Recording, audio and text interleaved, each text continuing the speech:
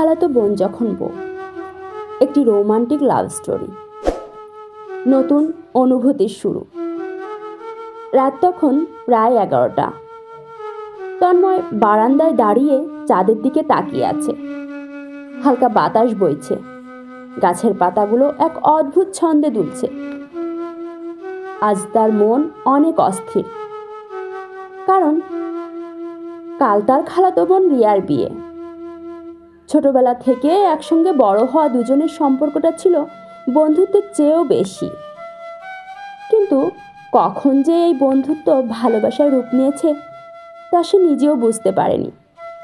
রিয়া ছিল তন্ময়ের খালাতো বোন, কিন্তু তারা একসঙ্গে বড় হয়েছে, একই স্কুলে পড়েছে, এমনকি একই কলেজেও ভর্তি হয়েছিল। তন্ময়ের মনে হঠাৎ করে অনেক পুরনো স্মৃতি ভেসে উঠল। ছেলেবেলার দিনগুলো। ছোটবেলায় রিয়া ছিল চঞ্চল, হাসি খুশি আর দুরন্ত মেয়ে। সে তন্ময়কে সবসময় নানাভাবে বিরক্ত করত। কখনো তার বই লুকিয়ে রাখত, কখনো আবার তার কাগজে আঁকিবুকি করে দিত। তন্ময় রাগ দেখালেও মনে মনে খুব পছন্দ করত রিয়ার দুষ্টুমি। তাদের দুজনের মধ্যে একটা অদ্ভুত বোঝাপড়া ছিল। একদিন বিকেলে তারা দুজন একসঙ্গে ছাদে বসে আকাশ দেখছিল। হঠাৎ রিয়া বলল, তন্ময় জানিস, আমি কিন্তু যখন বড় হব তখন আমার বিয়ে হবে একটা রাজপুত্রের সঙ্গে। তন্ময় মুচকি হেসে বলল, তাহলে আমি কি করব? আমাকে ভুলে যাবি? রিয়া এক মুহূর্ত চুপ থেকে বলল, না, তুই থাকবি আমার পাশেই, আমার সবচেয়ে কাছের বন্ধু হয়ে। বর্তমানে ফিরে আসা। তন্ময়ের চোখে পানি চলে এলো। সেই ছোট্ট রিয়া আজ সত্যিই রাজকন্যার মতোই বিয়ের সাজে সাজবে। কিন্তু সে কি আদৌ খুশি? তন্ময় জানে না, শুধু এটুকুই জানে তার মনের মধ্যে এক অসম্ভব কষ্ট বাসা বেঁধেছে।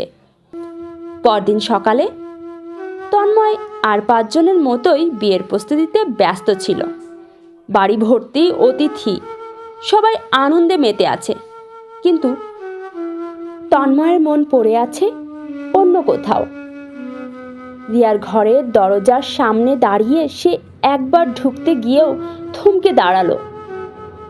কিছু একটা তাকে আটকে রাখছে। কিন্তু হঠাৎ করেই দরজা খুলে গেল। রিয়া সামনে এসে দাঁড়ালো।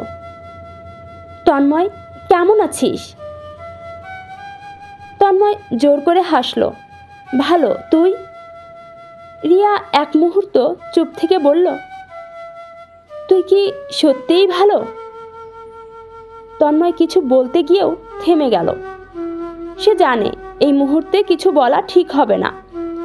সে শুধু হাসলো, বলল, হ্যাঁ, আমি ভালো আছি, তোকে অনেক শুভকামনা।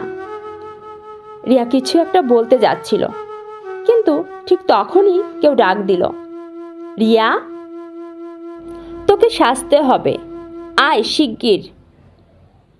রিয়া আর কিছু না বলে চলে গেল। তন্ময় দাঁড়িয়ে রইল।